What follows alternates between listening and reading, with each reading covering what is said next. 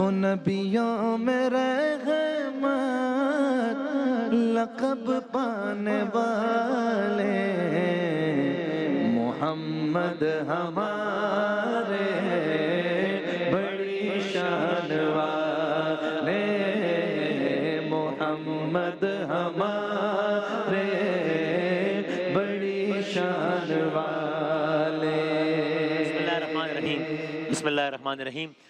سیرت سرکار دو عالم صلی اللہ علیہ وآلہ وسلم کے حوالے سے گفتگو جاری ہے۔ کل ہجرت حبشہ کا واقعہ آپ کی خدمت میں عرض کیا تھا کہ کس طریقے سے کفار کی ایک اور چال ناکام ہوئی، ان کی چالیں چل رہی ہیں اور یہاں سرکار دو عالم صلی اللہ علیہ وآلہ وسلم پیغام حق کی ترویج کر چکے ہیں۔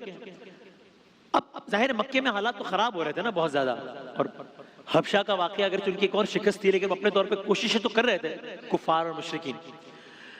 تو اب جب میرے آقا کو یقین ہوا کہ جو ایمان ان کو یہ اندازہ ہوا کہ جو لوگ ایمان لا چکے ہیں اب صورتحال یہاں بہت زیادہ سازگار نہیں ہے، تو انہوں نے مزید لوگوں کو ایمان کی دعوت دینے کے لیے ایک شہر کا رخ کیا، نام طائف کا رخ کیا میرے آقا نے، تاکہ وہاں اللہ کے دین کی دعوت ہے۔ اب یہ آج کا یہ واقعہ ظاہر دامن وقت میں گنجائش بہت کم ہے، یہ بہت پر اثر واقعہ بھی ہے اور بہت پرسوز واقعہ بھی ہے۔ دل بڑا اداس ہوتا ہے یہ واقعہ سنتے ہوئے۔ مختصراً بیان کرتے ہیں۔ طائف کے 3 بھائی سردار تھے، سرکار دو عالم صلی اللہ علیہ وآلہ وسلم سے ناواقف تھے۔ آپ وہاں گئے، آپ نے دعوت حق دی۔ 3 بھائی تھے، ان میں سے ایک کہتا ہے طنزیہ انداز میں، جملے دہراتے ہوئے بھی زبان لرزتی ہے اور بہت الگ انداز سے کہتا ہے طنز میں کہ اچھا خدا کو آپ کے سوا کوئی شخص نہیں ملا جس کو نبی بناتا؟ ہم اتنے بڑے سردار ہیں، اگر نبی بنانا ہوتا تو ہم میں سے کسی کو، نعوذ باللہ۔ اور سر میں نے عرض کیا کہ میں محتاط الفاظ استعمال کر رہا ہوں، وہاں اور لہجہ تھا۔ دوسرا کہتا ہے کہ اچھا آپ نبی ہیں، اچھا اگر آپ نبی ہیں تو پھر آپ کا تو رتبہ بہت بڑا ہوگا، تو پھر میں پھر آپ سے بات نہ ہی کروں تو بہتر ہے، یہ اس انداز میں۔ اللہ اکبر، مطلب اب وہ تنزیہ کہہ رہے ہیں کہ یہ نہ ہو کہ آپ نبی ہیں میں آپ سے بات کروں، میں کسی گستاخی کا مرتکب نہ ہو جاؤں، تو اس سے بہتر ہے کہ میں بات نہ ہی کروں۔ اللہ اکبر، یہ وجہ تخلیق کائنات ہیں۔ تو اسی طرز کی تضحیک آمیز باتیں ہوتی رہیں۔ سرکار دو عالم صلی اللہ علیہ وآلہ وسلم کی دعوت کو انہوں نے رد کیا۔ میرے آقا نے کہا ٹھیک تمہاری مرضی ہے، تمہاری منشا ہے، تم دین کی دعوت قبول کرو یا رد کرو، میں شہر سے چلا جاتا ہوں۔ میرے آقا جانے لگے، طائف چھوڑ کر جانے لگے، لیکن سرکار دو عالم کی روانگی کے بعد بھی ان بدبختوں کی حسد کی آگ نہ بجھی۔ تو اب انہوں نے اپنے بغض کا، اپنے حسد کا، اپنے کینے کا، اپنی دشمنی کا اظہار کس طرح کیا؟ پھر میں کہوں گا زبان کانپتی ہے بتاتے ہوئے، ان بدبختوں نے شہر کی اوباش لڑکوں کو حکم دیا ہائے ہائے کہ یہ شخص جہاں سے گزرے سے پتھر مارو۔ ہائے تو بس میرے آقا صلی اللہ علیہ وآلہ وسلم جو اس شہر میں اجنبی بھی تھے اور بظاہر ان کا کوئی حامی و مددگار بھی نہ تھا، وہ ان اوباشوں کے پتھروں کا شکار ہونے لگے۔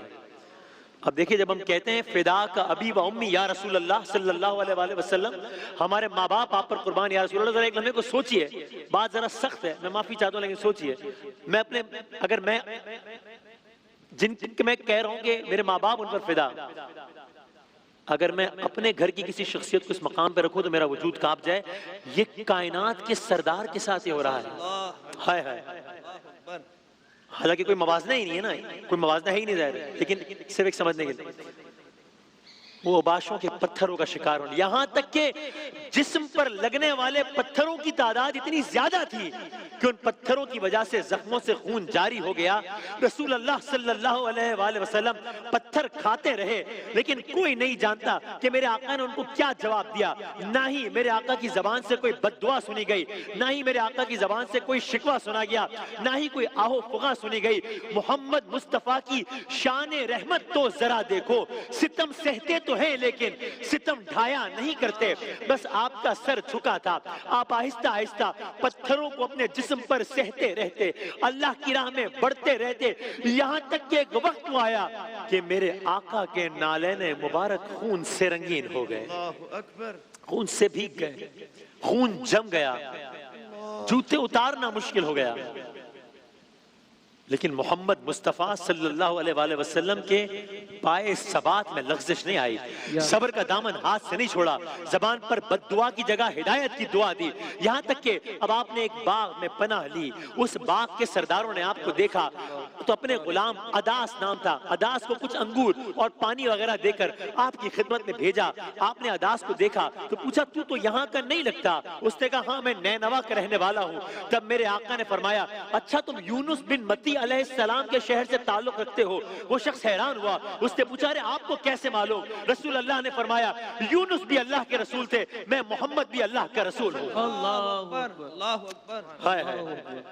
آگے بڑھ کر میرے آقا کے ہاتھوں کو چومنے لگا. اس عمل پر اس کے گاؤں کے سردار ناراض ہوئے.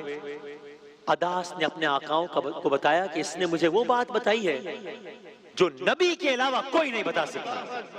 ہائے ہائے.